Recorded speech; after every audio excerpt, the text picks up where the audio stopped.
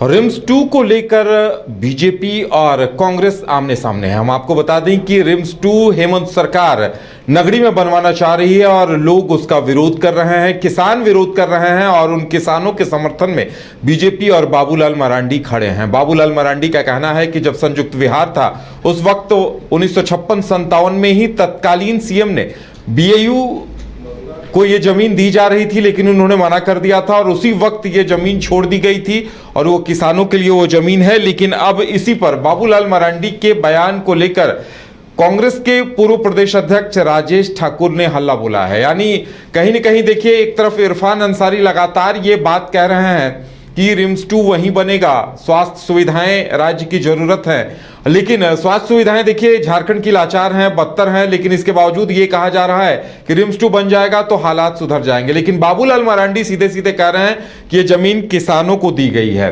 अब बड़ा सवाल ये उठता है कि अब जब कांग्रेस के ही एक नेता बंधु तिर्की इस पर अपना स्टैंड स्पष्ट रूप से सामने रख रहे हैं, ये जमीन किसानों की है, नहीं ली जानी चाहिए, वहीं अब राजेश ठाकुर इस पर क्या कुछ कह रहे हैं, इस पर चर्चा करते हैं।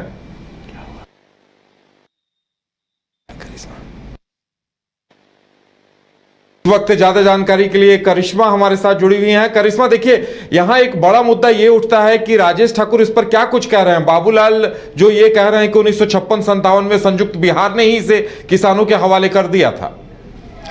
जो देखिए, रिम्स 2 के निर्माण से पहले ही अगर हम बात करें तो राज्य की सियासी सरगर्मी तेज हो गई है। आपने देखा कि इससे पहले भी जब विधानसभा का सत्र चल रहा था तब उस वक्त भी तमाम जो विपक्ष के विधायक हैं उनका यही कहना था कि रिम्स 2 का निर्माण वहां पर नहीं होने देंगे। और इसके साथ ही आपने देखा होगा कि विपक्ष के तमाम जो विधायक है वो तख्ती लिए और यही संदेश दे रहे थे कि उनके क्षेत्र में, यानी कि जो विधायक जो विधानसभा के कह सकते वहां के हैं, उनका स्पष्ट तौर पर यही कहना था कि वहां यानी कि उनके क्षेत्र में अगर रिम्स 2 का निर्माण हो, चाहे आपने देखा होगा आजसू से जो विधायक है मांडू से, उन्होंने भी कहा कि अगर मांडू में रिम्स 2 का निर्माण हो तो ज्यादा बेहतर होगा। हजारीबाग के भी जो विधायक, उन्होंने कहा कि वहां पर भी जमीन है। इसके साथ ही जेएलकेएम के जो विधायक है, यानी कि डुमरी से जो विधायक है जयराम महतो, उनका कहना था कि उनके भी क्षेत्र में एक जमीन है जहां पर रिम्स 2 का निर्माण हो सकता है।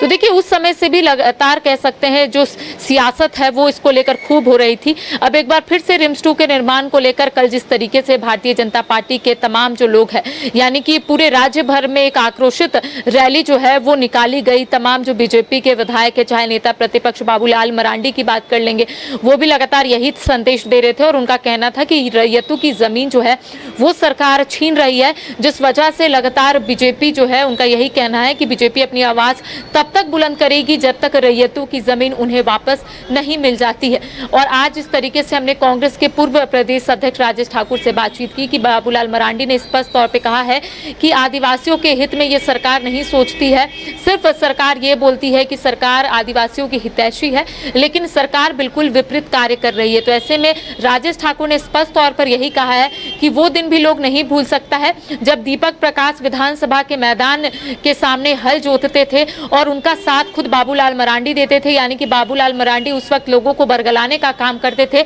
और उसी समय जब विधानसभा बना और खुद रघुवर दास के नेतृत्व में विधानसभा बना तो उस वक्त सभी लोग उनका स्वागत करने लगे। तो उनका कहना है कि उस वक्त लोगों को बरगला रहे थे। अब जनता सब जानती है कि आखिर ये लोग किस तरीके से कार्य करते, दिखाते कुछ और है और करते कुछ और है। तो कह सकते हैं कि एक और जहां मंत्री जो इरफान अंसारी है, स्वास्थ्य मंत्री, उनका भी स्पष्ट तौर पर यही कहना है कि रिम्स 2 एक ड्रीम प्रोजेक्ट है मुख्यमंत्री हेमंत सोरेन का और रिम्स 2 का निर्माण वहीं होगा, लोगों को रोजगार मिलेगा। करिश्मा, देखिए एक सवाल उठता है कि राजेश ठाकुर भले कुछ भी कह रहे हैं, लेकिन उन्हीं की पार्टी के एक बड़े नेता बंधु तिर्की साफ कह रहे हैं कि किसानों की जमीन है और रिम्स 2 कहीं और बनना चाहिए। तो ये कहीं ना कहीं कांग्रेस के अंदर विरोधाभास है, इसे लेकर उन्होंने कुछ कहा क्या? जो देखिए, कांग्रेस के अंदर जरूर विरोधाभास देखने को मिल रहा है। एक और जहां कार्यकारी अध्यक्ष बंधु तिर्की ने कहा था कि वो जमीन किसानों की है, उन्हें वापस लौटा दिया जाए और रिम्स 2 के लिए कहीं और जगह को चयनित किया जाए, कहीं और चिन्हित किया जाए, ताकि वहां पर रिम्स 2 का निर्माण हो तो लोगों को कोई भी परेशानी ना हो। वहीं दूसरी ओर अगर हम लोग कांग्रेस का स्टैंड देखें तो कांग्रेस के तमाम जो विधायक है, चाहे आला नेता है, उनका कहना है कि वहां पर रिम्स 2 का निर्माण होगा। और ऐसे में खुद मंत्री इरफान अंसारी का भी यही कहना है कि रिम्स 2 का निर्माण वहीं होगा, जहां पर जगह अलॉट कर दी गई है। और इसके साथ ही उनका यही कहना था कि मुख्यमंत्री हेमंत सोरेन ने तमाम चीजों को देखा है, उसके बाद ही इतना बड़ा निर्णय मुख्यमंत्री हेमंत सोरेन ने लिया है।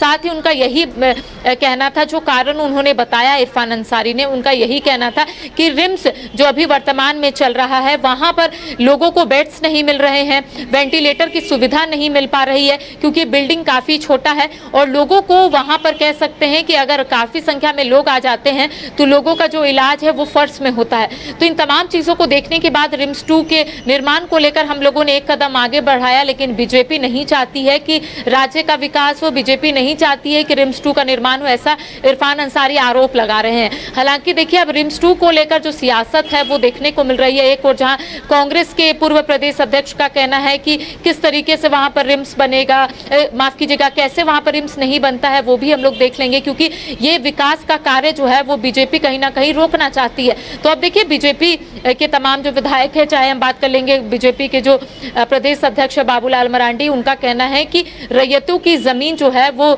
जबरन सरकार लेना चाहती है। तो ऐसे में कह सकते हैं कि अब देखने वाली बात होगी कि आखिर रिम्स 2 के निर्माण को लेकर कब तक सियासत होती है। और सबसे बड़ा सवाल है कि क्या उसी जमीन में रिम्स 2 का निर्माण होगा, क्योंकि इरफान अंसारी ने स्पष्ट तौर पे कहा है कि रिम्स 2 का निर्माण वहीं होगा, लेकिन बीजेपी के तमाम नेताओं का कहना है कि वहां पर रिम्स 2 का निर्माण होने नहीं देंगे, सरकार को कोई और जगह देखनी होगी। चलिए करिश्मा, तो देखने वाली बात यह होगी कि इस पे जो आरोप प्रत्यारोप का दौर है वो क्या असर दिखाता है, और कांग्रेस में जो विरोधाभास है उसे लेकर पार्टी आगे क्या फैसला लेती है, ये भी देखने वाली बात होगी। गोल जहां 27 वर्षों के सफर में 17,000 से भी अधिक छात्रों ने डॉक्टर एवं इंजीनियर बनकर भरे सफलता की ऊंची उड़ान, जहां साधारण छात्र भी असाधारण सफलता प्राप्त कर बना रहे इतिहास। दूरदर्शी शिक्षाविद श्री विपिन सिंह के मार्गदर्शन में मेडिकल एवं इंजीनियरिंग के लाखों छात्रों के लिए आशा की किरण के रूप में गोल्ड रिजल्ट फैक्ट्री।